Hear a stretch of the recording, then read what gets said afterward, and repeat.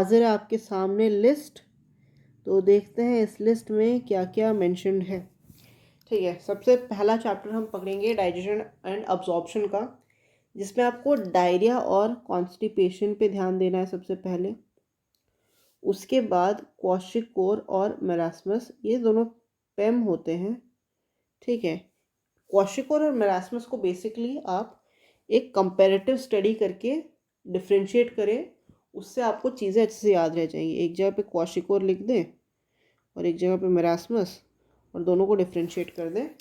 उसके हिसाब से आप याद करेंगे तो आपको ज़्यादा अच्छी से याद रह जाएगी। ठीक है, फिर हम चलते हैं बॉडी फ्लूइड्स एंड सर्कुलेशन पे। मैंने breathing and exchange of gases skip इसलिए कर दिया क्योंकि उसमें वैसा कुछ कंफ्यूज होने वाला डिजीज़ नहीं है जहाँ पे आपको कोई कंफ्यूजन हो। लेकिन बॉडी फ्लूइड्स एंड सर्कुलेशन में 3 ऐसे डिजीज़ेस हैं जहाँ पे आप कंफ्यूज हो सकते हो।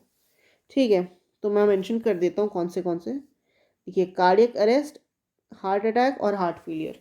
बेसिकली क्या होता है कि हम मूवीज़ में देखें तो कोई बोल देता है कार्डियक अरेस्ट हार्ट अटैक है, हार्ट अटैक हार्ट फेलियर है, मतलब डिजीज़ेस में डिफरेंस पता नहीं चलता, कॉमन से लगते हैं।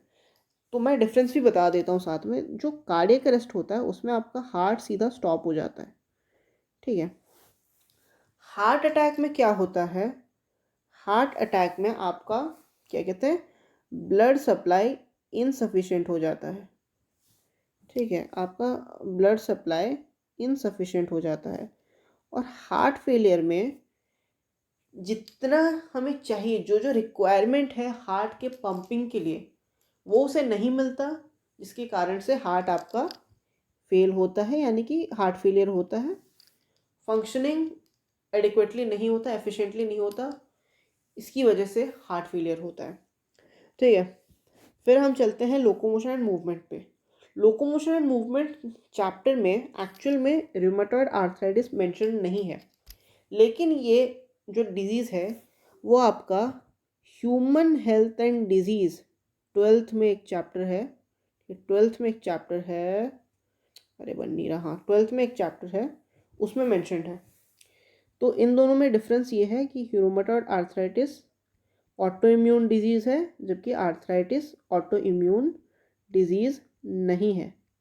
ठीक है, तो बेसिकली अगर किसी भी क्वेश्चन में आप देखें, पूछा जाए कि which of the following is an auto immune disease, और उसमें आर्थराइटिस मेंशन्ड हो लेकिन रूमेटॉइड आर्थराइटिस नहीं हो, तो आप आर्थराइटिस को टिक नहीं करेंगे, बिल्कुल भी नहीं करेंगे। Arthritis would be the wrong answer if auto immune disorder is asked. ठीक है, फिर हम चलते हैं अगले चैप्टर पे। देखिए, न्यूरल कंट्रोल में वैसे चैप्टर डिजीज़ मुझे मिला नहीं। ठीक है, केमिकल कोऑर्डिनेशन एंड इंटीग्रेशन में 2 ऐसे डिजीज़ेस हैं जहाँ पे जनरली कन्फ्यूजन हो सकता है। ठीक है, तो चलिए मैं वो भी डिस्कस कर लेता हूँ आप लोगों के साथ। तो पहले होता है डायबिटीज़ इंसिपिडस और डायबिटीज़ मेलिटस। यार, हमने तो एक ही डायबिटीज़ सुना होता है पहले, जब भी घर पे किसी को हो डायबिटीज़ तो, और ना मेरे को डायबिटीज़ है ना, मीठा मत देना उनको, वो उनको डायबिटीज़ है। ठीक है, वो आंटी को मीठा मत देना, वो मीठा कम खाती है, वो शुगर फ्री खाती है, क्यों ना, उनको डायबिटीज़ है। कौन सा डायबिटीज़ है, किसी ने कभी पूछा? अब यहाँ पे 2 डायबिटीज़ आ गए हैं, जुड़वा भाई जैसे लग रहे हैं। भैया किस डायबिटीज़ को हम वो वाला डायबिटीज़ बोले और ये दूसरा ढोंगी डायबिटीज़ कौन है? तो चलिए देख लेते हैं कि वो वाला डायबिटीज़ कौन सा है जिसके बारे में घर घर पे मेंशन होता रहता है, घरों घरों में फेमस है डायबिटीज़। तो वो वाला डायबिटीज़ है आपका डायबिटीज़ मेलिटस। ठीक है, it is a case of hyperglycaemia. ठीक है, it is a case of hyperglycaemia. जबकि ये जो डायबिटीज़ इंसिपिडस है ये basically water absorption related problem है।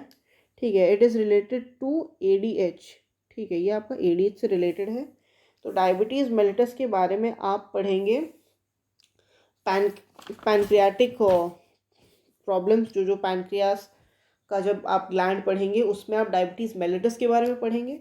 और जो डायबिटीज़ इंसिपिडस है वो आप पिट्यूटरी ग्लैंड के बारे में जब पढ़ेंगे, ठीक है, पिट्यूटरी ग्लैंड के बारे में जब पढ़ेंगे तब आपको डायबिटीज़ इंसिपिडस के बारे में मालूम पड़ेगा और डायबिटीज़ मेलिटस आपको मालूम पड़ेगा।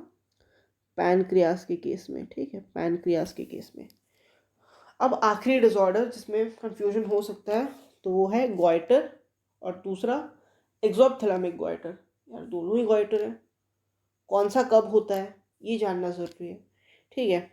तो जो गॉइटर है, खाली गॉइटर है, वो आपका हाइपोथायरॉयडिज्म केस में होता है, हाइपो, ठीक है। अब यहाँ पे आपका जो थायरॉक्सिन हार्मोन है वो कम सिक्रीट होता है, इसकी वजह से गॉइटर होता है। और एक्सोप्थेलमिक गॉइटर जिसे हम ग्रेव्स डिजीज़ भी कहते हैं, ये आपका हाइपर कंडीशन में होता है। हाइपर थायरॉयडिज्म मतलब कि आपका जो थायराइड ग्लैंड से जो सिक्रीशन निकलता है, थायराइड ग्लैंड से जो सिक्रीशन निकलता है वो इसमें ज़्यादा होता है और इस केस में कम होता है, ठीक है। इस केस में कम होता है तो गॉइटर होता है और ज़्यादा होता है तो एक्सोप्थेलमिक गॉइटर होता है, ठीक है।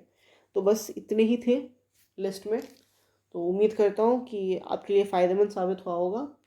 तो thank you very much and have really great day.